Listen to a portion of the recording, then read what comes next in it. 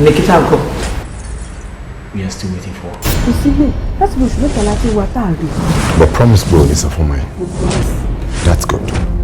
Next summer holiday, you are to my America fellowship. That's my hobby now. Thomas!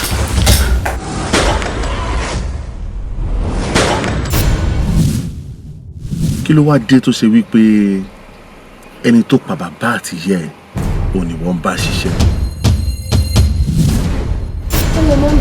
Ẹ má wulẹ̀ dá máa ra yín. Ó jẹ́ tàbí òun nìkan láwọn kan ṣe. Ó wà ókè.